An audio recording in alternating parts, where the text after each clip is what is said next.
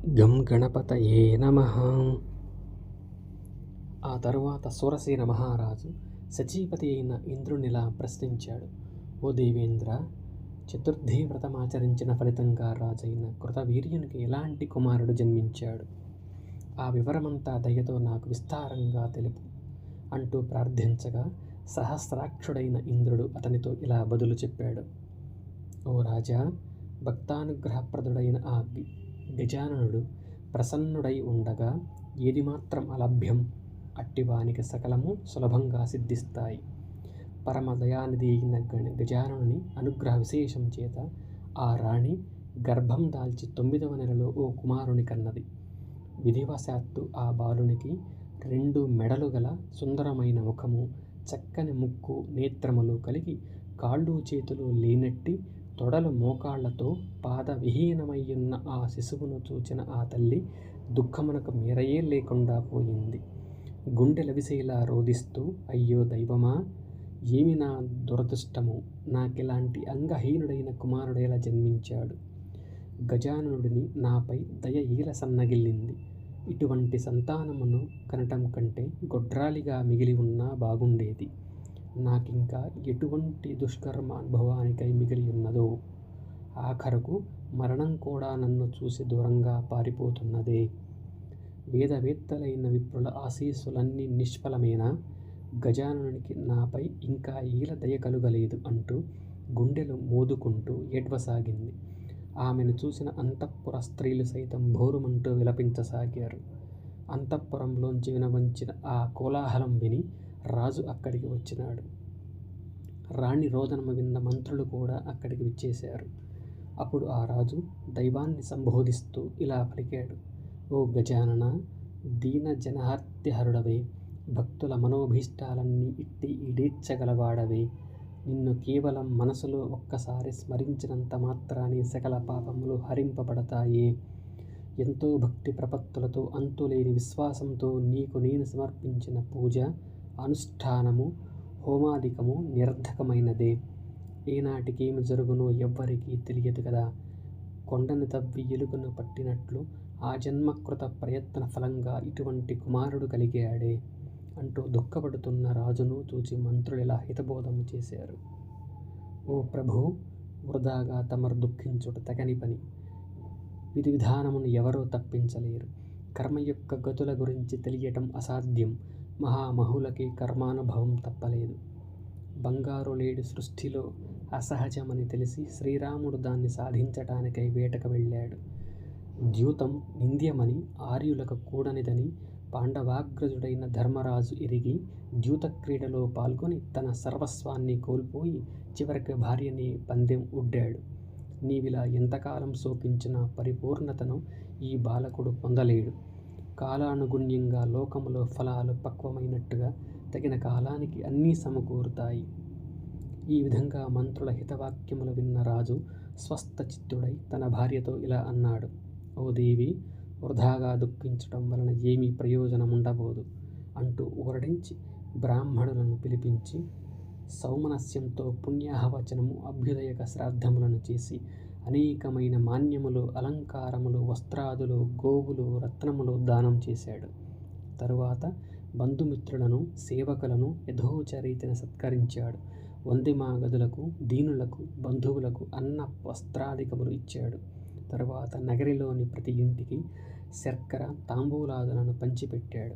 ఈ విధంగా 11 రోజులు గడిచాక ఆ బాలునికి కార్తవీర్యుడని నామకరణం చేశాడు. ఆ తరువాత పురవాసులందరికీ మహోత్సాహంతో భోజనమును రాధన గావించాడు. ఇలా 12 సంవత్సరాలు గడిచాయి. ఒకనాడు అనుకోకుండా తలవని తలంపుగా దత్తాత్రేయ మహర్షి రాజభవనానికి విచ్చేశాడు. అప్పుడు కృతవీర్యుడు సాదరంగా ఎదురేకి ఆహ్వానించి సాష్టాంగ నమస్కారం చేశాడు. భగవానుడైన దత్తమూర్తి అతనిని లేవనెత్తి గాఢాలింగనం చేసుకున్నాడు. ఆ మునికి సకలోపచారములు సమర్పించి సుఖాసీనుడైనాక అతడికి పాదసేవ అంటే కాళ్ళు పట్టి చేసి ఇలా అన్నాడు. ఓ మునివర్య, మీ రాకచేత మా అంతఃపురము, రాజ్యము పావనమైనాయి. ఎన్నో జన్మల పుణ్యఫలాన్ని కానీ తమ వంటి మహనీయుల దర్శనమవటం దుర్లభం. నా చర్మ చక్షువులతో యోగి జన దుర్లభమైన మీ అద్భుత మహిమాన్వితమైన రూపును దర్శించగలిగాను. మీ అనుగ్రహ విశేషం చేత నా భవిష్యత్తు శుభప్రదం కాగలదు అంటూ మృదుమధురంగా వినయాన్వితుడై పలుకుతున్న ఆ రాజుతో దత్త మునీంద్రుడు ఇలా అన్నాడు. ఓ రాజా, నీ యొక్క అపూర్వ కుమారుని చూడాలన్న ఇచ్ఛతో వచ్చాను. ఆ మాటలకు కృపా సముద్రుడైన దత్తుని కరుణకు కన్నులలో నీరు చిప్పిల్లగా తన కుమారునికై కబురు పంపి దత్తాత్రేయునితో ఇలా అన్నాడు. ఓ మునిసత్తమా,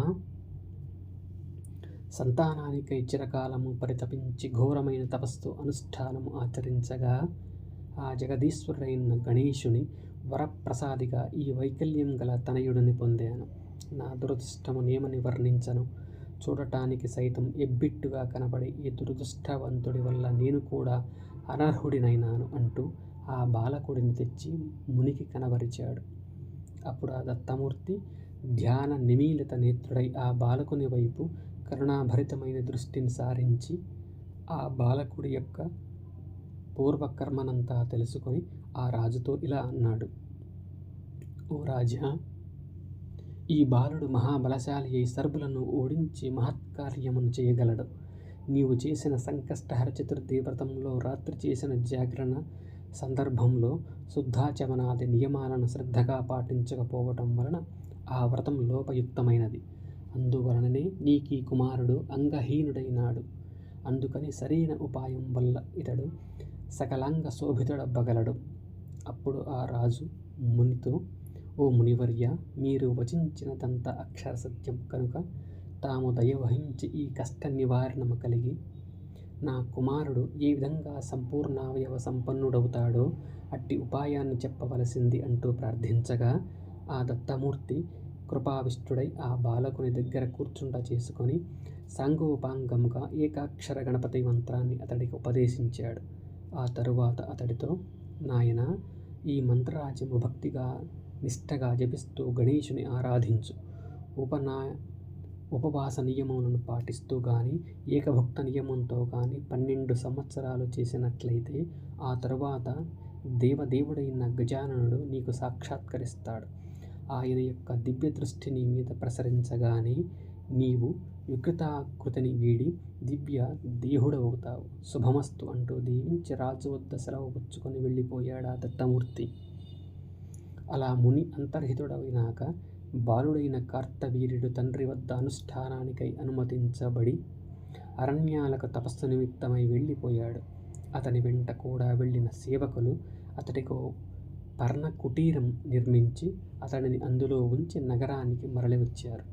అప్పుడు ఆ బాలకుడు స్థిర సంకల్పుడై తపశ్చర్యకు ఉపక్రమించాడు. ఇది శ్రీ గణేశ పురాణం ఉపాసనా ఖండంలోని కార్తవీర్య చరిత్ర అని 72వ అధ్యాయం సంపూర్ణం.